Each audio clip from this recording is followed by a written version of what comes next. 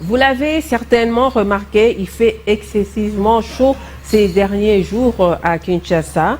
Eh bien, pour éviter des maladies causées par ces fortes chaleurs, il est recommandé notamment la prise régulière de l'eau ainsi que des douches à volonté. Rachel Massengou nous en parle.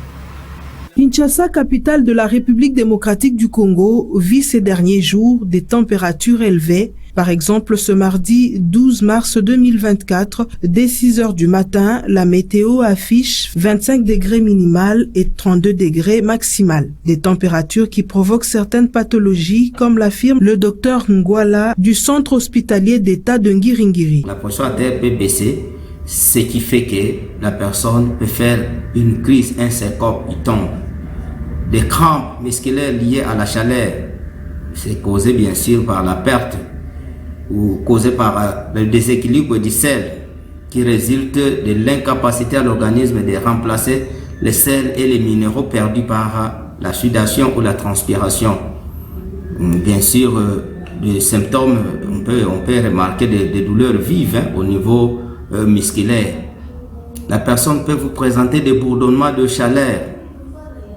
Bien sûr, le résultat d'une inflammation de la glande sudoripare qui est bouchée à cause de la chaleur et qui s'accompagne de petites taches rouges sur la peau. Cela peut donner des sensations de picotement. On peut aussi voir l'œdème de la chaleur. C'est un gonflement causé par la chaleur. Cela est généralement ressenti dans les chevilles, les pieds et les mains. Le plus souvent chez les personnes qui sont régulièrement exposées à la chaleur. Une situation qui nécessite une certaine attitude et comportement pour se mettre à l'abri. Rafraîchir les logements ou en conserver la fraîcheur. Par exemple, l'usage de ventilateurs dans la maison ou des climatiseurs. Porter des vêtements ou des habits qui ne sont pas lourds.